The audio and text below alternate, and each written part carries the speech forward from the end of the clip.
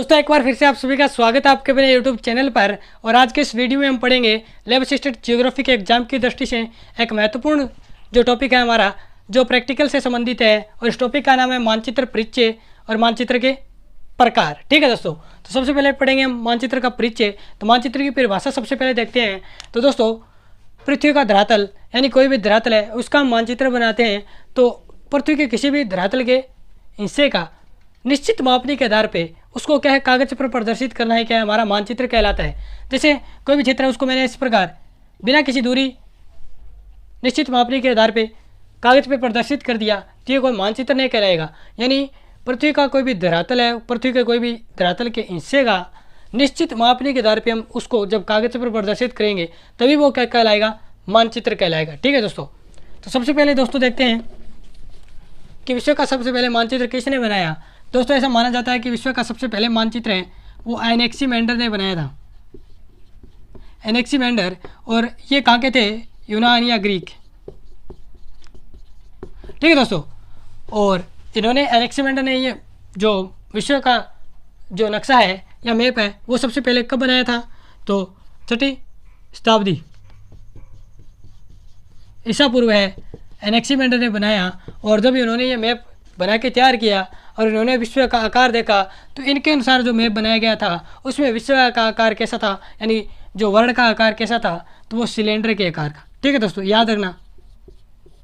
एनेक्सीमेंडर ने जब नक्शा बनाया 6वीं शताब्दी ईसा पूर्व तो उन्होंने विश्व का आकार कैसा बताया, तो सिलेंडर के आकार का। ठीक है दोस्तों, अब दोस्तों देखते हैं कि मानचित्र की अनिवार्यताएं क्या क्या होती है। यानी जब हम मानचित्र बनाते हैं तो किन किन बातों का ध्यान रखते हैं। दोस्तों आपको सीधा याद रखना है, पहला होता है मापनी। ठीक है दोस्तों, मापनी जिसे मापक या स्केल कहते हैं। ठीक है दोस्तों, और मैं आपको बता देता हूँ स्केल क्या होता है। जैसे दोस्तों ये धरातल हो गया हमारा, धरातल पे हमने 2 बिंदु लिए, इनके बीच की दूरी क्या है, 5 किलोमीटर है।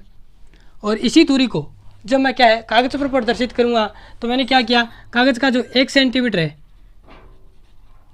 वो क्या है 5 किलोमीटर दर्शा रहा है। तो ये यानी धरातल की दूरी को कागज की दूरी, यानी ये क्या है कागज की दूरी, ये धरातल की दूरी, इनके बीच का जो अनुपात है वही हमारा क्या कहलाता है, मापन या मापनी कहलाता है या स्केल कहलाता है। इसका मतलब क्या हुआ दोस्तों, यानी जो कागज की 1 सेंटीमीटर की दूरी है वो क्या है, धरातल की कितने 5 किलोमीटर की दूरी को दर्शा रहा है। ये हमारा क्या है, मापन है, यानी इन दोनों का अनुपात होता है वो हमारा मापनी कहलाता है।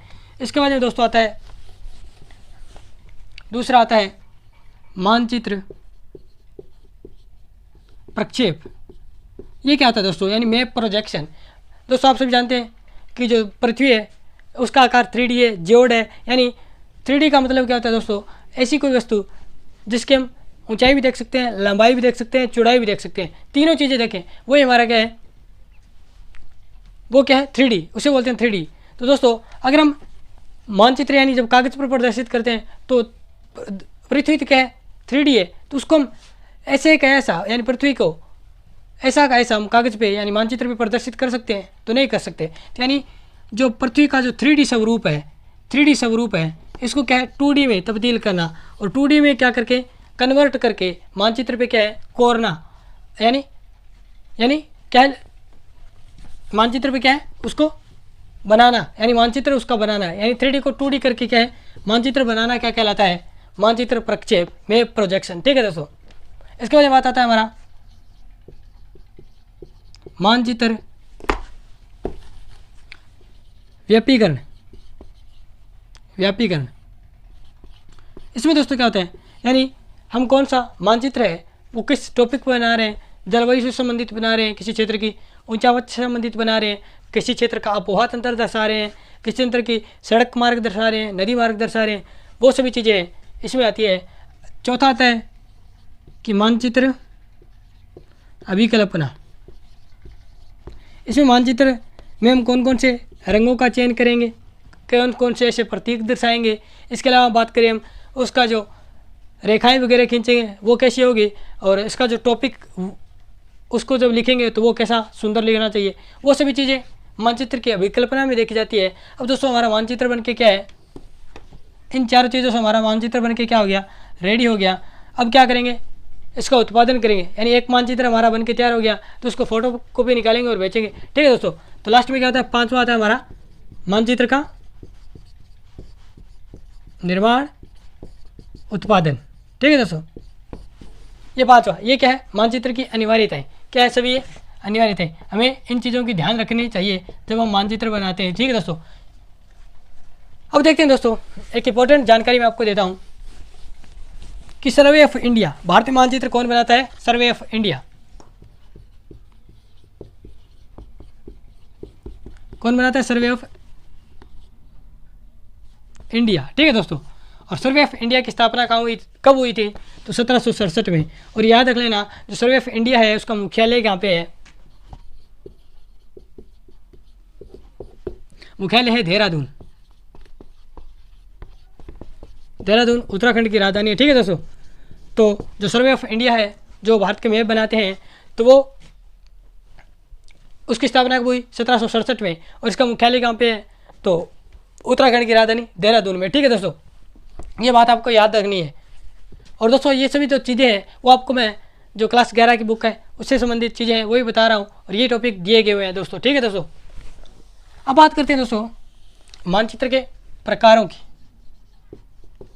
तो दोस्तों, मानचित्र को सबसे पहले हम देखते हैं मापनी के आधार पर कितने प्रकार के मानचित्र होते हैं।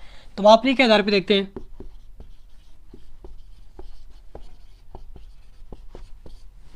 मापनी के आधार पर दोस्तों दो भागों में बांटते हैं मानचित्रों को। पहला वृहद मापनी। इसमें दोस्तों वृहद मापनी का मतलब क्या हुआ? यानी हम कोई छोटे क्षेत्र को दर्शाएंगे और उसकी मापनी क्या करेंगे? हम वृहद बनाएंगे। ठीक है दोस्तों, उसके बाद लघु मापनी। लघु मापनी में क्या है दोस्तों? बहुत ही बड़े क्षेत्र को क्या है हम दर्शाते हैं, बड़े क्षेत्र को दर्शाने के लिए। ठीक है दोस्तों, और यहाँ पे मापनी भी काफ़ी छोटी होती है। ठीक है दोस्तों, यानी छोटी होती है यहाँ पे। तो दोस्तों मापनी के आधार पे हमने मानचित्रों को कितने भागों में बांटा? दो भागों में, वृहद मापनी, लघु मापनी। अब दोस्तों वृहद मापनी में कौन कौन से मानचित्र आते हैं? उन्हीं को हम वृहद मापनी वाले मानचित्र हैं उनको दो भागों में बांटते हैं। पहला मानचित्र आता है भूसंपत्ति, भूसंपत्ति मानचित्र, और जो दूसरा आता है हमारा वो स्थलाकृतिक मानचित्र।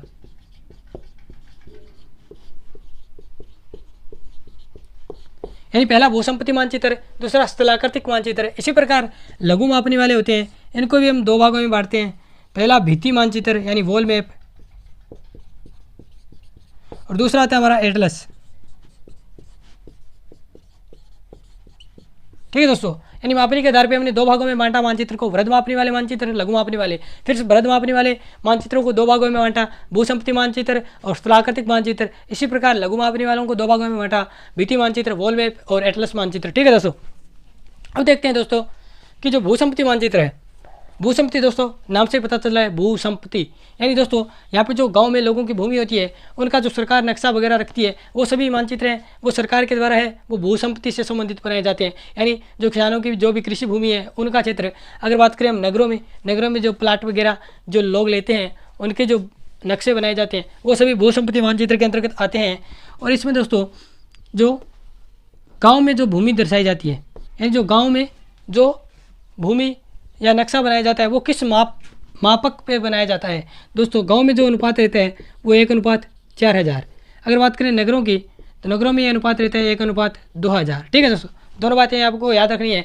और भूसंपत्ति मानचित्र है दोस्तों, इसको इंग्लिश में बोलते हैं कैडेस्ट्रल मैप। ठीक है दोस्तों, यानी इसको बोलते हैं कैडेस्ट्रल मैप। और कैडेस्ट्रल शब्द कैसे बना हुआ है दोस्तों? तो कैडेस्ट्रे शब्द है वो कैडेस्त्रे से बना हुआ है, कैडेस्त्रे। और कैडेस्त्रे शब्द कहाँ का है? फ्रांस का है। ठीक है दोस्तों, यानी जो कैडेस्ट्रल शब्द है, यानी जो कैडेस्ट्रल शब्द है वो किस शब्द से बना हुआ है? फ्रांस के फ्रेंच भाषा के किस शब्द से बना हुआ है? कैडेस्त्रे। और कैडेस्त्रे का अर्थ होता है क्षेत्रीय संपत्ति का, क्षेत्रीय संपत्ति की पंजिका यानी रजिस्ट्रेशन। और रजिस्ट्रेशन कहाँ होगा? क्षेत्रीय संपत्ति का सरकार के पास। तो सरकार मैप बनाएगी, वो कौन से कहलाएंगे? भूसंपत्ति मानचित्र या कैडेस्ट्रल मानचित्र। ठीक है दोस्तों, तो ये हो गया हमारा कैडेस्ट्रल। और जो स्थलाकृतिक मानचित्र होते हैं उनमें जो पैमाने होते हैं वो कितने होते हैं? मापक होते हैं वो 1:2.5 लाख या 1:50,000 या 1:25,000। ठीक है दोस्तों, बड़े बड़े जो है मापन है वो बनाए जाते हैं। और स्थलाकृतिक मापक में दोस्तों क्या दर्शाया जाता है कि कोई भी क्षेत्र है उसकी सभी चीज़ें दर्शाई जाती है, चाहे वो अपोहा तंत्र हो, नदियों वाला तंत्र हो, उसका कोई ऊंचावच हो, बस्ती है, जो भी लोकेशन है, जो भी जैसे स्कूल की लोकेशन है, कोई भी घर वगैरह, जो भी सभी चीज़ें आ जाती है मैप में। जितनी आप समझ पा रहे हो उतनी चीज़ें उस स्थलाकृतिक मानचित्र में दर्शाई जाती है। जलवायु जो भी स्थल पर दिखती है, ठीक है दोस्तों, वो सभी चीज़ें दर्शाई जाती है। और इनमें क्या है, जैसे स्कूल है उसके लिए अलग अलग प्रतीक, स्कूल आ गया, मंदिर आ गया, नदी आ गई, इनके लिए सभी क्या है अलग अलग प्रतीकों का इस्तेमाल किया जाता है स्थलाकृतिक मानचित्र में। अगर हम बात करें भित्ति मानचित्र की, तो भित्ति मानचित्र दोस्तों आप सभी देखते हैं कक्षाओं में जो लगे मानचित्र होते हैं उनको बोलते हैं भित्ति मानचित्र, ठीक है दोस्तों। इसके बाद एटलस मानचित्र। एटलस मानचित्र में दोस्तों क्या होता है, एटलस मानचित्र में आप देखते हैं दोस्तों कि किसी भी क्षेत्र का हम पर्टिकुलर विशेष अध्ययन करना चाहते हैं तब हम एटलस पढ़ते हैं। एटलस में जैसे अमेरिका की जलवायु है तो अमेरिका की जलवायु उसमें देख सकते हैं। उत्तरी अमेरिका महाद्वीप देखना है तो उत्तरी अमेरिका महाद्वीप हम देख सकते हैं।